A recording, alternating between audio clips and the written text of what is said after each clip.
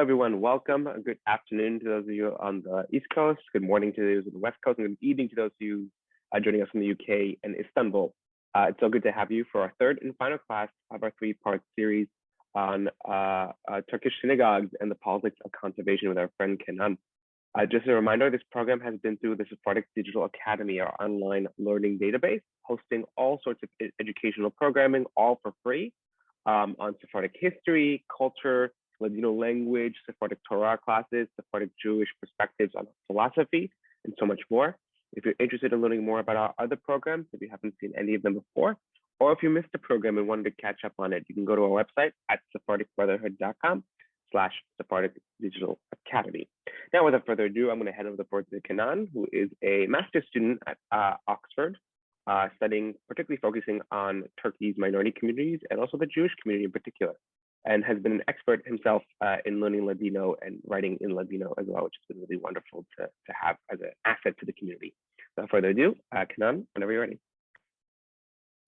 Thank you very much. Thanks, Ethan, for your warm regards once more. Hello, everybody. Bienvenidos, bienvenidas, de nuevo. Hoş geldiniz. Let me just share my screen real quick. I hope you're all fine today. And without further ado, let's just begin. In today's final lecture, I'm going to be talking about the Djuderias of Turkey. Djuderia is the Ladino or Judeo-Spanish word for Jewish neighborhood, quarter, or mahalle in Turkish. I'm sure the word will sound familiar to those of you who speak Portuguese or modern Spanish. As you can imagine, the Djuderia was traditionally the focal point of Jewish life within a city, where the community would coalesce and where synagogues, schools, yeshivas, and other institutions such as hospitals, charities, and businesses would all be located. Today, I'll be looking at three Djuderias in specific: the two Golden Horn neighborhoods of Balat and Hasköy in Istanbul, as well as the Kemeraltı district in Izmir. So Istanbul is here, just to give you guys a picture, and Izmir is over here, both cities in Western Turkey. These three Djuderias are united by the fact that they are all home to centuries worth of invaluable Jewish history and heritage, despite the fact that there are no active Jewish communities residing in these quarters in the present day. I'll begin by giving a brief overview of these three Juderias, starting in Istanbul and then moving on to Izmir. I'll briefly go over the rich Jewish cultural heritage in these neighborhoods, focusing on the active synagogues, as well as the ones that have become abandoned or ruined in the past few decades. Finally, I'll discuss the future of these three neighborhoods by comparing the impressive conservation efforts taking place in Izmir with the present-day condition of Istanbul's Juderias. After discussing the ambitious Izmir project, I'll conclude the presentation with an overview of the future challenges in preservation and conservation that these neighborhoods face. First, however, I want to go over some useful sources again. So The Architecture and Memory of the Non-Muslim Quarter in the Mediterranean City is a great book that documents various non-Muslim neighborhoods, Jewish or Christian, in former or current Muslim Mediterranean cities from Morocco to Turkey. The one chapter that is based in Istanbul looks into the neighborhood of Balat and details the history of the neighborhood from pre-Ottoman times up until the present day, documenting the synagogues, the churches, and other non-Muslim heritage sites in the city.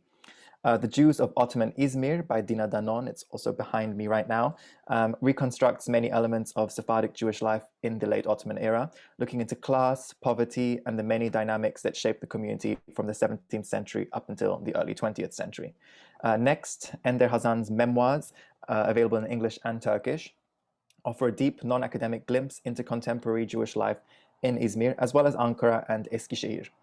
There's also Bünyamin Levi's book, which is unfortunately only available in Turkish, called Bizans'tan Günümüze İstanbul Karayleri, which is perhaps the best source, or at least it's the best source that I've come across, on the long history and present-day status of Istanbul's Karaite community, a minority within a minority. The Karaite community in Istanbul today is composed of less than 30 people. The community still maintains a synagogue in the neighborhood of Hasköy that we'll look at later. Later, there is the next book by none other than Rıfat Bali. Again, it's only available in Turkish. It's called Aliyah, Bir Toplu Göç'ün Öyküsü, which documents the major Aliyah movements that took place from Turkish cities right after the establishment of the State of Israel. Many of the Jews who left Turkey in this period were impoverished, and they migrated to Israel or elsewhere, directly from the neighborhoods we will be looking at today. It was partially as a result of this migratory wave that many of the synagogues we'll be looking at ended up becoming abandoned. Next, we have two theses that are available in Turkish online. One is by the wonderful İnci Türkoğlu. It's her doctoral thesis on the synagogues of Turkey. and the architecture of these synagogues. And the other one is by Muhammed Jihad Kına over here, which looks at the neighborhood of Haskö and the synagogues in the region, especially the Abu Dara synagogue and the restoration plans for this synagogue. Once more, Naim Güler Yüz's book on the synagogues of Turkey was very helpful in my preparation for today. And finally, Años Muchos y Buenos by Laurent Salzman and Ayşe Gürsan Salzman documents their travels through Turkey in the lead up to 1992. And there's also a fantastic accompanying documentary series that is available on Salzman's website. I'd be happy to share it with anyone who is interested. All right, so starting off with a map of Istanbul, I just want to show where the two neighborhoods in Istanbul, the two Djuderias that we'll be looking at, are located. One of them, Balat, is over here on the Golden Horn, which is this estuary that links up to the Bosphorus, which is the strait that separates the European and the Asian sides of Istanbul. This part of the city is the historical peninsula where Constantinople was located with its city walls. And this is the first Bosphorus bridge. So there are other Djuderias in Istanbul, like in Galata and in Kuzguncuk up here on the Asian side. But today I'll be focusing exclusively on Balat and Haskö on both banks of the Golden Horn. The neighborhood of Balat, as I said, is located within the city walls of Istanbul on the historical peninsula. It is located in close proximity to the neighborhood of Fener or Fanar, that was traditionally majority Greek Orthodox and is home to the Greek Orthodox Patriarchate of Constantinople. The boundaries between these two neighborhoods are rather blurred, and traditionally associations with Balat or Fener were not necessarily topographic, but confessional. So Jews who lived closer to Fener would refer to themselves as Balatlı or from Balat, and vice versa. Balat was one of the first parts of Istanbul to be inhabited by Jews, and there's been a Jewish presence in the neighborhood for centuries, with successive waves of Romaniote and Sephardic settlement. For this reason, there's a significant number of synagogues in Balat that are named after cities or towns that Jews came from before migrating to Istanbul. The Jewish community of Balat itself was quite impoverished in the late 19th and early 20th centuries. Multiple travel writers and historians have written detailed accounts about the impoverished and destitute communities of Balat. As a result of this poverty, many Jews from the neighborhood began to migrate to other cleaner, safer, and more modern neighborhoods in Istanbul, such as Galata, in this time period. Those who remained were mostly those who could not afford to leave. Later, with the establishment of the State of Israel in 1948, a significant part of Turkish Jewish migration to Israel comprised of socioeconomically disenfranchised Jews from neighborhoods such as Balat and Haskö, which we'll be discussing in a bit. As a result, in the decades following 1948, many of the synagogues in Balat that were suddenly left without active communities gradually fell into disuse, eventually becoming abandoned. Today, there are very, very few Jews who still live in Balat. The two remaining active synagogues in the neighborhood are kept active by a community of veteran Balatlys who return to maintain the synagogues of their childhood or family stories. Here's a map of the Djuderia itself and its synagogues. So as you can see, Balat is over here. This is Lower Balat and this is Upper Balat. The historic walls of the city run along this trajectory. There's also one synagogue that's missing on this map, so that brings it to a total of 7. So without further ado, I'll begin with the Ahrida. The famous Ahrida synagogue is one of the most well-known of Istanbul's synagogues. It's located in central Balat and was built originally by a community of Romaniote Jews from the Macedonian town of Ohri. Later on, as the Sephardic community became the dominant Jewish group in the city, the synagogue was converted into a Sephardic synagogue. It underwent multiple restorations throughout the centuries, most recently in the run-up to the quincentennial celebrations of 1992.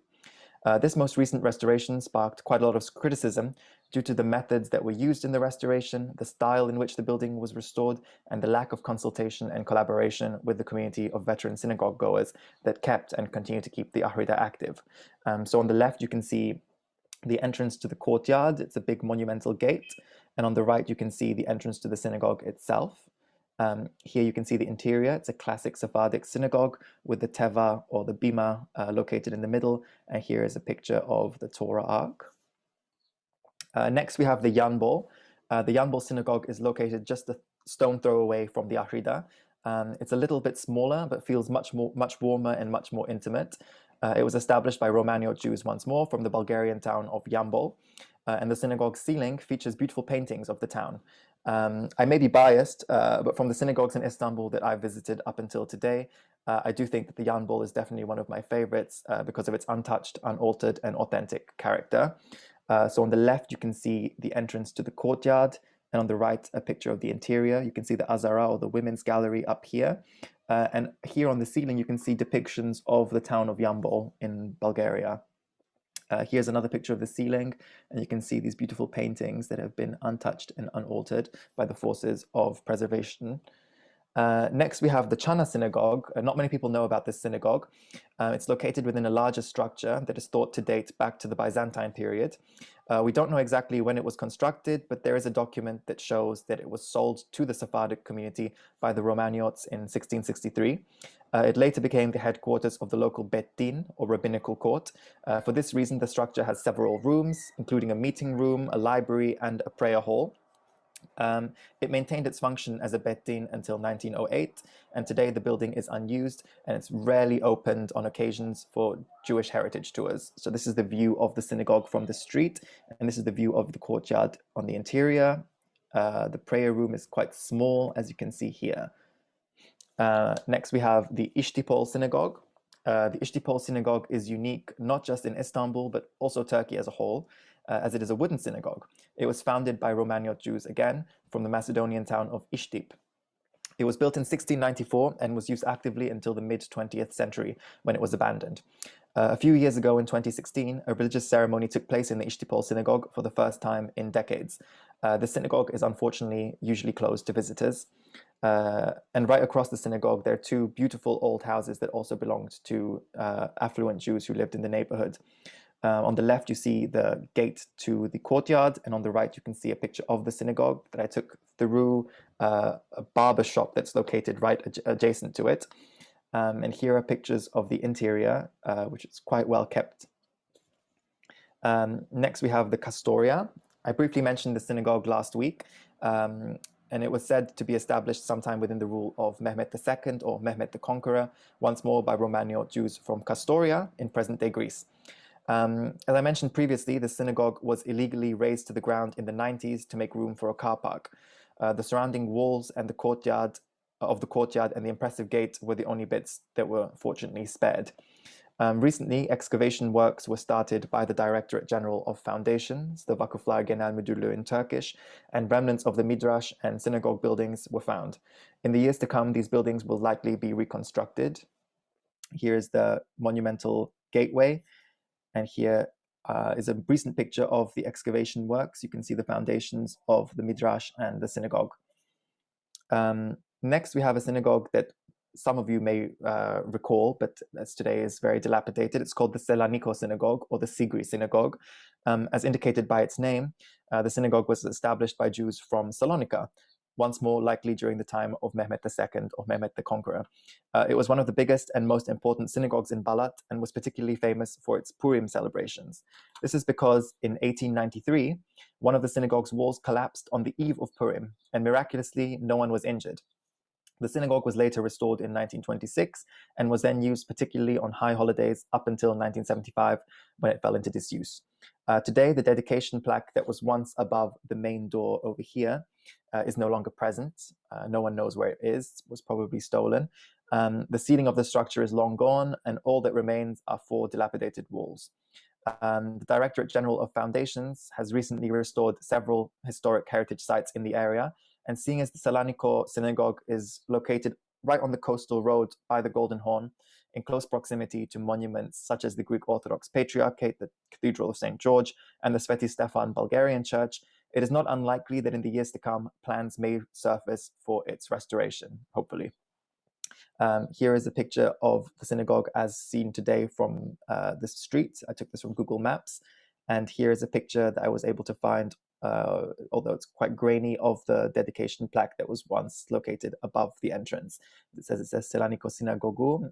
Actually, it says Synagonu, which is an archaic way of saying it in Turkish. And here it says in Hebrew, Kal Kadosh Selanikko. Next, we have the Eliyahu Synagogue, also in Balat. There aren't many sources available about this synagogue.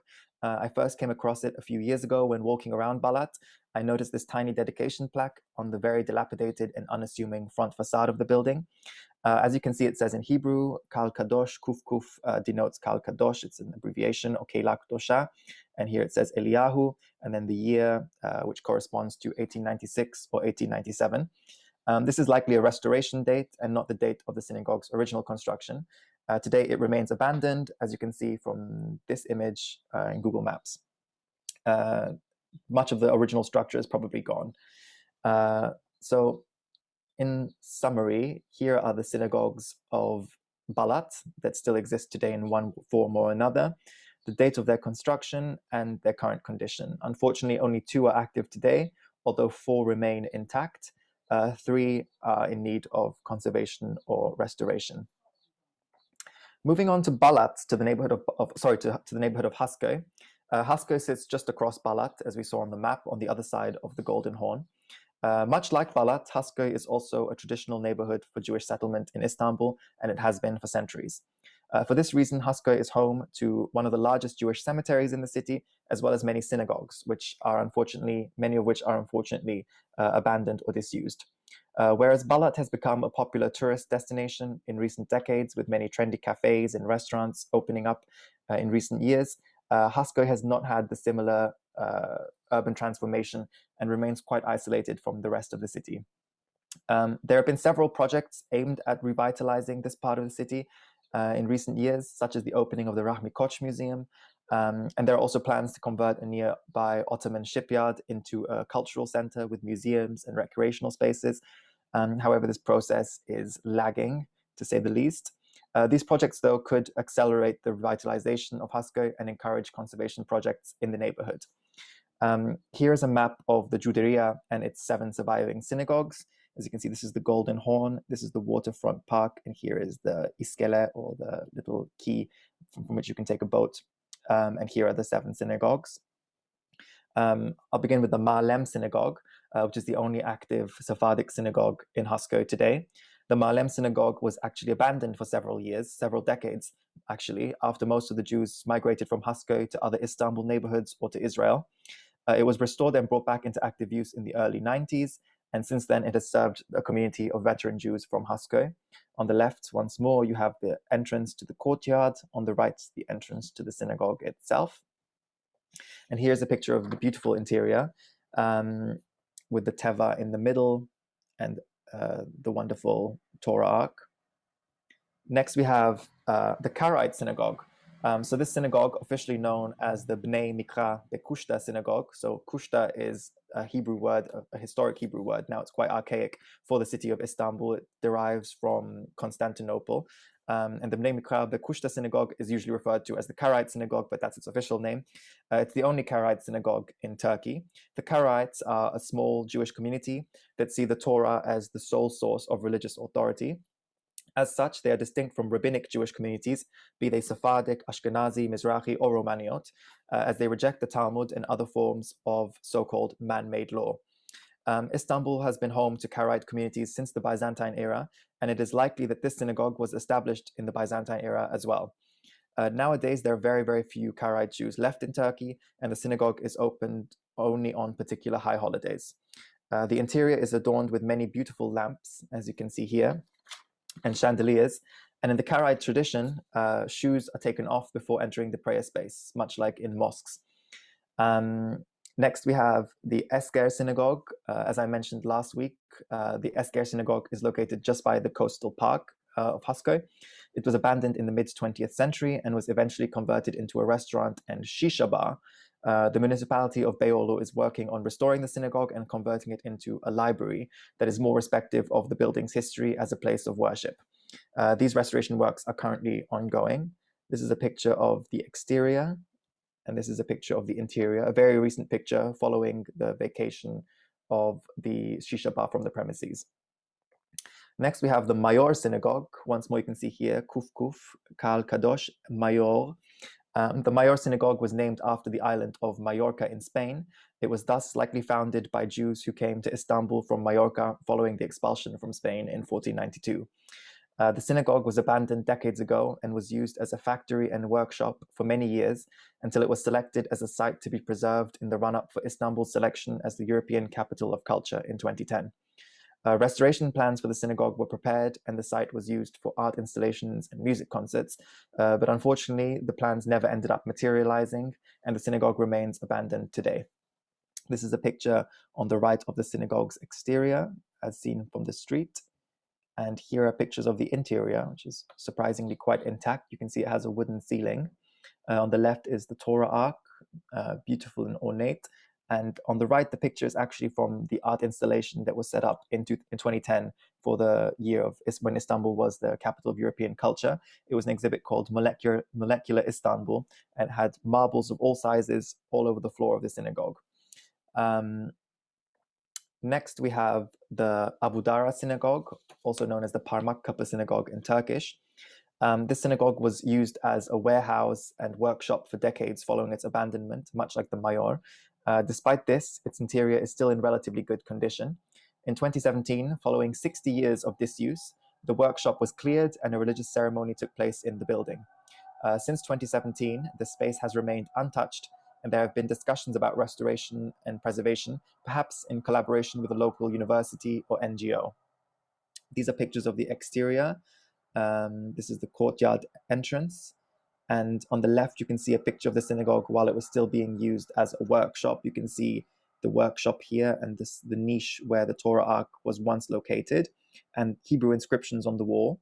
On the right, you can see a picture of the synagogue in 2017 when the workshop was cleared and when it was reused as a synagogue on one occasion. And I believe it remains in this form in the present day, awaiting restoration. We have two more synagogues left in Haskoy. One is called the Kula Synagogue. This was home to a yeshiva on the entrance floor and a synagogue on the top floor. And it was actively used until 1948, when it began to be used as a storeroom for scrap iron and tin. Nowadays, it continues to be used as a small factory or manufacturing shop. There are no plans for its restoration, and I was unfortunately not able to find pictures of its interior. We have one more synagogue called the Signora. This nearby synagogue was constructed in 1660 and was used actively until it was abandoned in the mid-20th century. Much like other abandoned synagogues in Haskoy, the Signora was used as a multi-purpose factory for many years. Unfortunately, there are no conservation projects that I know of for this synagogue. Here is another summary of the synagogues of Haskoy, the Ma'alem, the Karaite, the Esker, Mayor, Abu Dara, Kula, and Signora. The time of construction, most of them unknown, unfortunately, but likely the 15th or 16th centuries, and the current conditions of these synagogues. So, as you can see, the situation in Haskoy is a little bit more dire than the situation in Balat, where at least 4 synagogues are in need of restoration. So as you can already deduce, the two Istanbul Djuderias of Haskoy and Balat had rather similar fates in that the majority of their Jewish populations left either to other parts of the city, other parts of Istanbul, in a lengthy process beginning in the late 19th century, or as a result of mass migration to Israel following its establishment in 1948. As the local Jewish populations moved to other parts of the city, migrants from other parts of the country moved into these neighborhoods. Balat and Haskoy were first popular destinations for migrants from the Black Sea region, and later for Kurdish migrants from the south and southeast. Haskoy, in particular, became an industrialized area with the opening up of many factories and workshops. Consequently, many of the abandoned synagogues in the neighborhood served and continue to function as homes to industrial or manufacturing businesses. Balat, on the other hand, managed to preserve its historic character to a greater degree, becoming a touristic hotspot. As a result of this gentrification, it is more likely that conservation projects to restore and rehabilitate abandoned synagogues will take place in Balat. Nonetheless, the preservation strategy, Nonetheless, the future of the synagogues of Balat and Haskoy remain uncertain, but as an indication of what is possible, it is worthwhile looking at the case of Izmir and the Djuderia of Kemeraltı in particular. So that's going to be our main case study for today. So historically, this is a picture of Izmir. This is the historic Asansör, which we'll be looking at in a second, and the neighborhood of Karataş. Historically, the socioeconomic profile of Izmir's Jewish community has changed several times over the centuries. Whereas the community played a major role in the development of Izmir as a city of trade and commerce in the 17th century, but the late 19th and early 20th centuries, the community had lost much of its affluence and prosperity and fallen into poverty. By the time the first Alliance Israelite Universelle school was opened in Izmir in 1873, the perception of Izmirli or Smyrnite Jews from the West was that of a community of backwards, lazy, and poor Orientals. Dina Danon details the poverty that was prevalent in the community at that time. Here's a quote from her book that describes this poverty. One can say without exaggeration that 9 out of 10 Jews in the city are poor. It's only with great effort that they manage to feed their children a crust of bread. This is from a dialogue between two people discussing the Shoah team in the city. Much like the communities of Balat and Haskoy in Istanbul, come 1948, it was mostly the city's impoverished Jews that ended up migrating to Israel. Within the city, Jewish migratory trends reflected shifts in socioeconomic conditions, much like in Istanbul, but also like in other cities around the world, such as in London, where the Jewish community migrated from the East End to the suburbs in the Northwest, or in New York, from the Lower East Side towards Manhattan. Jews who traditionally lived in and around the first Djuderia in the Kemeraltı district, which is over here, began to migrate towards the neighborhood of Karataş, which is down here, in the late 19th century, eventually constructing the beautiful Beit Israel synagogue in the new neighborhood in the 20th century, in 1907, I believe. This neighborhood is now referred to as Izmir's second Djuderia, and it is today home to 2 synagogues, a Jewish hospital, and of course the famous Asansör, a historic lift built also in 1907 by a Jewish businessman and philanthropist named Nissim Levy. Today, the lift is one of Izmir's most well-known landmarks, and the dedication plaque at the entrance in French and Ladino can still be seen today.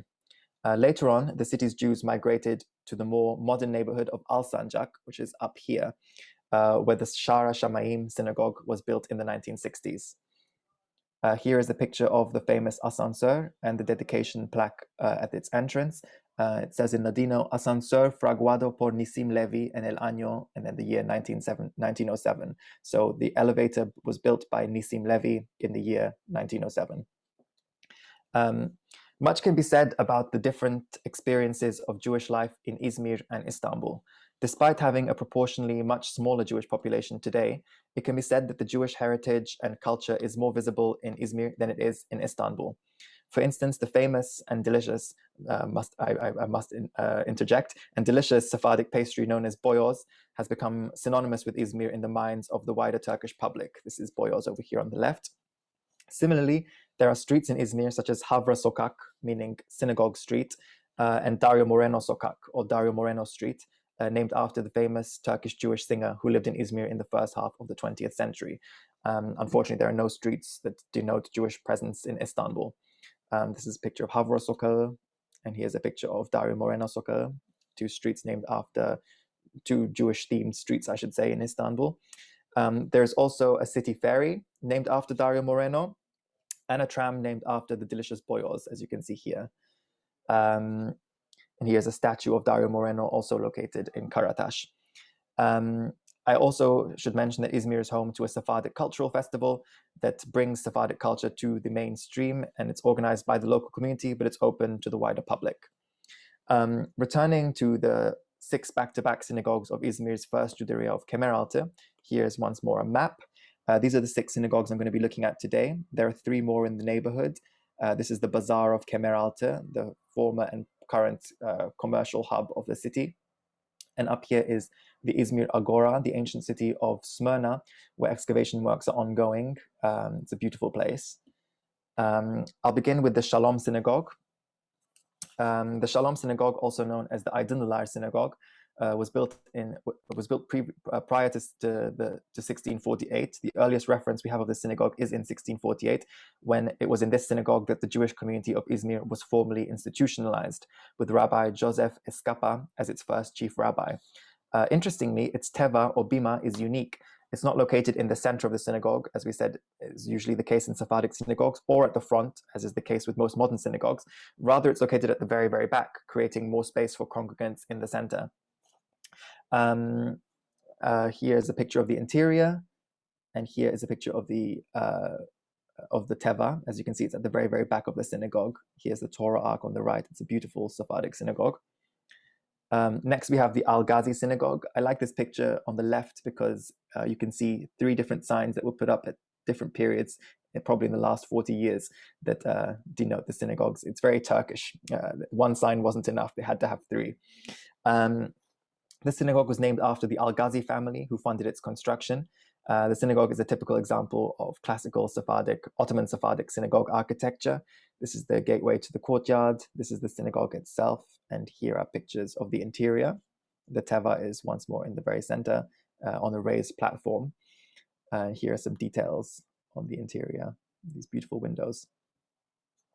Next, we have the Signora Synagogue right around the corner. The Signora Synagogue was named after Dona Gracia Mendes, a wealthy Portuguese Jewish woman whose nephew, Joseph Nassi, became an important figure in the Ottoman court, serving as a diplomat and administrator for Suleiman the Magnificent and his son, Selim II. The synagogue has a beautiful little garden, as well as a painting that depicts the synagogue itself in its interior. This is the entrance to the synagogue. This is the Torah Ark. And here is the little painting just above the entrance that depicts the synagogue. I think it's quite nice that there's a little painting of the synagogue itself. Next, we have the Etz HaChaim. As I mentioned last week, the Etz HaChaim synagogue is one of the oldest synagogues in the city of Izmir. It is thought to predate the arrival of Sephardim in the city and was used actively until recent decades. It's currently undergoing a restoration process that is set to end at some point this year. This is the interior. The teva will be located here in the center once the restoration is completed. And this is the Torah Ark. And this is the entrance to the synagogue that was uncovered during these recent restoration works. Up here is the Azara, or the women's gallery. Next, we have the Chevra Synagogue, also known as the Talmud Torah Synagogue. As you can see from these pictures, the Chevra Synagogue is unfortunately in dire condition. Its ceiling collapsed decades ago, and for a long time, its walls faced the same fate. Recently, however, with funds from the German embassy in Ankara, a temporary roof was built over the synagogue to prevent further degradation, and it's set to be restored by 2023. This is the Torah Ark, or was once the Torah Ark. You can still see some Hebrew inscriptions on either side, and this is the view from the street. This is what it looks like now with the temporary roof that was financed by the German Foreign Ministry, the German Embassy. Hopefully it will be restored soon. Finally, the final synagogue of the day is the Forasteros Synagogue. It's adjacent to the Hevra Synagogue. They're literally back to back. It's also known as the Orachim Synagogue. It used to house foreigners or outsiders that had ended up in Izmir one way or another. It's been in a critical condition for decades, and all that has survived of the synagogue until the present day are the walls of the structure. Fortunately, funding from the EU Commission was recently secured for its restoration, which is also set to conclude by 2023. So here is a summary. Oh, here's another picture. And here is the summary of the Izmir synagogues, the Kemer Alta synagogues, the 6 ones in particular that are back to back and that are part of the Izmir project that I will just discuss. These are the time of construction of these synagogues and their current conditions. So fortunately, 3 are active and in use. 1 is in restoration, which will be finished within this year, and 2 more will hopefully be restored by 2023. So moving on to the Izmir Heritage Project, I wanted to start off with this image just to highlight the unique nature of the Kemer Alta synagogues. As you can see, 4 of these synagogues, the Forasteros, the Hevra, the Al-Ghazi, and the Signora, are quite literally located back to back.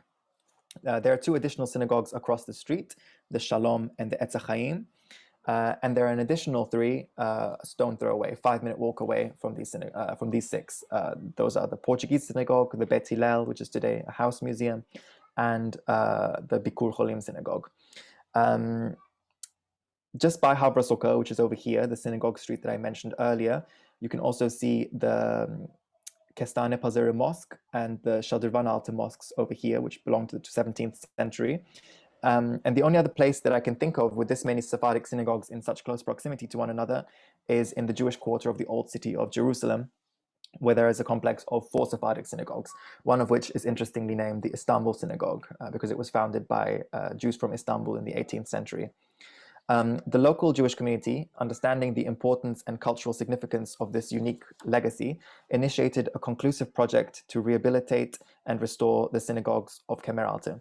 Inspired by the model of several European cities, such as Prague, that were able to successfully preserve their rich historic Jewish heritage by means of an encompassing preservation strategy, the Izmir community decided to launch the Izmir project, with the overarching goal of transforming the Kemer Alta synagogue complex into a Jewish museum, in which the synagogues can continue to function while also becoming accessible to locals and tourists as a major cultural heritage hub in the heart of the city. The goals of this museum span well beyond the preservation of the city's Jewish legacy, with aims to becoming a major center for intercultural dialogue and a site for showcasing the history of Muslim-Jewish coexistence. Within the scope of this project, work has already begun in several of the surrounding synagogues. As I mentioned earlier, the Etz Chaim synagogue over here has been under restoration for a while now and is set to reopen soon. Furthermore, with the very recent initiation of the most recent leg of this project, the Chevra and Forasteros synagogues, located here and here, are also set to be restored by 2023. Sorry, there's quite some noise coming from outside. Naturally, as a city with such a profound Jewish history, Izmir is also home to a lot of tangible Jewish heritage beyond the buildings and structures constructed for and by the Jewish community. Within the scope of the Izmir project, many historical books and parohets, which are textiles that are used to cover the Torah arcs, are also being preserved and safeguarded. The future museum is set to be one of the most well-preserved Sephardic cultural complexes in the world, with permanent and temporary exhibitions presenting the tangible and intangible elements, including the music, the language, and the cuisine of Izmir Jewish culture to its visitors. The famous architect Daniel Libeskind, who is known for designing Jewish museums and memorials around the world, from Berlin to all other cities in Prague, and most recently in Lisbon, has already expressed his preliminary interest in designing the museum complex. A number of stakeholders, public and private entities, the government and non-governmental organizations have participated in this project in one way or another. Local municipalities have previously restored a nearby synagogue, converting it into a house museum. The US and German foreign ministries have supported restoration works in one form or another.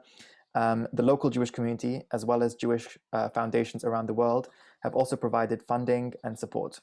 Finally, the European Commission has undertaken the most recent major leg of this project by financing the future restorations of the Hevra and the Forasteros synagogues.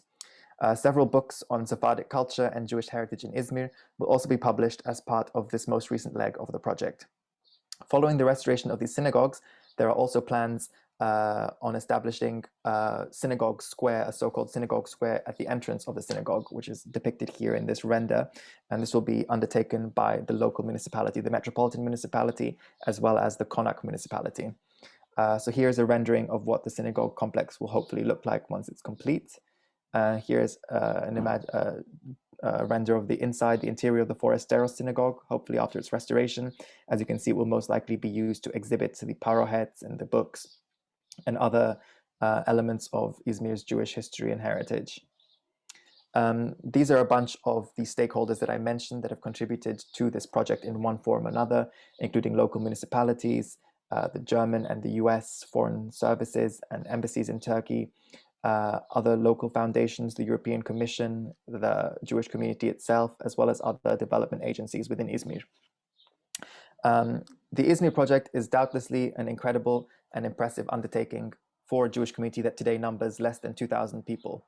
It is a good example of how local, international, private and public stakeholders can come together in a major collaborative effort to preserve and revitalize invaluable cultural heritage.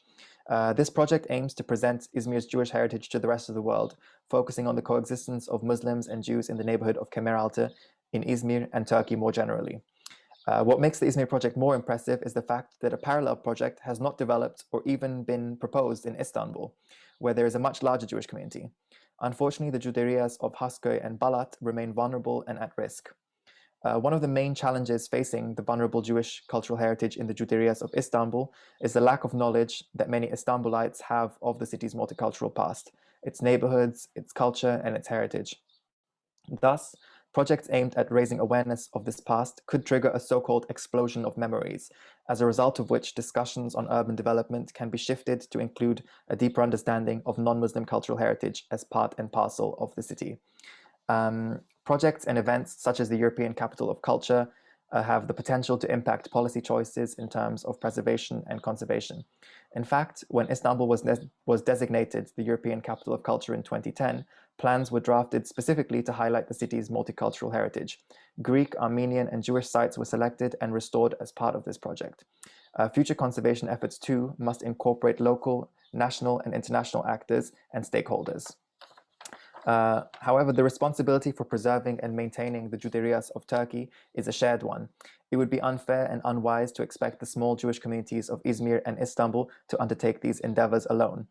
Rather, it is up to the wider non-Jewish public, civil society organizations, universities, municipalities, development agencies, ministries, including the Ministry of Culture and Tourism, as well as the Turkish state, to designate and preserve this shared legacy, highlighting its significance in the history of the country and recognizing its unique and distinct position in the urban fabric of Turkish cities. International institutions and organizations such as the European Union can also be important partners in these conservation efforts. Similar projects in cities such as Prague can offer a roadmap for future preservation efforts, and the Izmir project is certainly a major step in the right direction that can serve as a national model for the other Juderias in the country. That includes not just Balat and Haskoy, but also the Jewish neighborhood in Ankara, for instance, or the Jewish neighborhood in Bursa. This brings me to the end of today's presentation and the end of this three-part series. Before taking questions, I just wanted to take a moment to thank Ethan and the Sephardic Brotherhood for this wonderful opportunity to present some of my research interests. It's been a fantastic and challenging academic endeavor for me, I can definitely say. The preparation of this series has taken a lot of my time. I've learned a lot, and I've also consolidated a lot of the knowledge that I already had in this process. I also want to say thank you to all the wonderful spectators who have accompanied the Zoom presentations, as well as those of you who have followed via Facebook or YouTube. Thank you also to all those who have emailed me with your wonderful questions, your feedback, and your kind regards. As I'm sure you can imagine, the preparation of this series took a lot of hard work and many, many long days in the library. As I'm a full-time student, I also wanted to share the link to my PayPal with you all in case you'd like to make a small donation to show your support for this series, as well as my future research projects. I'll also be sharing the link in the chat, and without any further ado, I'd be happy to take any questions that you might have. My contact details are also on the screen. You can email me any questions you have. You can follow me on Twitter. I have an Instagram page called Turkey Heritage Watch as well, where I document churches, synagogues, and other non-Muslim sites throughout the country. Also, my blog, kanancruzchili.wordpress.com, is where I share the articles and the research that I conduct. And without any further ado, if there are any questions, I'd be happy to take them. Jazakallah Baruch, as we say in Hebrew, also used in the Ladino language. Thank you so much, Kenan, for an excellent three-part series, and for all of you for joining us. If you have any questions, please enter them into the chat, and we'll get to as many as you can in the remaining time. Kenan, maybe you can comment a little bit first after this three-part series. What got you interested in this community? It's always very interesting being from the Sephardic community when we see people who are not necessarily grew up in the community getting more involved and interested in the history and the culture and the language even of the Sephardic Jewish world. So maybe you can speak a little bit to that. It's a good question. I've asked myself the same question a number of times. Obviously, I don't come from a Jewish background, but I am half Turkish, half Portuguese. And when I first discovered the existence of Sephardic culture within Turkey, I was very much reminded of the language that Ladino reminded me a lot of the language that me and my parents would speak at home with my brother, which would be a little bit of a mixture of Portuguese and Turkish. We'd take a Turkish verb and conjugate it as if it were Portuguese. When I saw that this was a similar thing in Ladino, I got very interested in the language and I felt compelled to learn it. And I think Sephardic culture is very much a bridge between the Iberian Peninsula and Turkey, two places that I call home. I'm also very interested in other minority groups within Turkey. I think it's the loss and the transition of Turkey from a multicultural empire to the modern day nation state that it is resulted in the unmixing of peoples that once resided together in one form of coexistence. Some people might romanticize it too much, but I think it's very interesting, and there's a lot we can learn about this coexistence in the present day. So I think those were a couple of the reasons that sparked my interest. Thank you so much for sharing that. I appreciate that. Another question here. In the long term, do you see yourself actually going into this field long term, maybe getting a PhD or continuing on the path of Sephardic Jewish history in particular? I definitely would love to do a PhD. I'm looking forward to applying to PhDs in the upcoming year. I'm not sure where, and I'm not sure what in particular. I don't think it would be particularly in the field of Sephardic studies. It will most likely be in Turkey studies, but I'm sure whatever research I end up doing will definitely involve a lot of Jewish things. I'm particularly interested in the way that the government and the state has recently and throughout history approached non-Muslim heritage in the country. So I'm looking I would most likely want to focus on examining the political influence and the reasons that different political actors may have for conservation of synagogues or churches, Armenian, Greek, or Jewish heritage. Question here. What do you see as the future for preservation of Jewish Turkic sites in Turkey in general, especially in communities like Edirne or Marmara or other hubs of Jewish life that no longer have Jewish community presence? That's a good question. So as you can see today, I'm mostly focused on two cities where there are still active Jewish communities. Unfortunately, in smaller cities like Edirne, in Bursa, Adana, in Iskenderun, the Jewish communities are either tiny or have completely disappeared. So I think the preservation efforts in those cities have to include perhaps the municipality or the Ministry of Culture and Tourism, in collaboration with the Jewish community in Istanbul, which is the central community in Turkey. I think there has been a lot of progress in the restoration of synagogues in these far-flung parts of Turkey, Kilis and Gaziantep, for instance. But there is still a lot of work to be done. There's a synagogue, for instance, in Diyarbakir, in a town called Çermik, which is a beautiful old ancient synagogue that is unfortunately in a very dire condition as well, and will hopefully be restored in the future.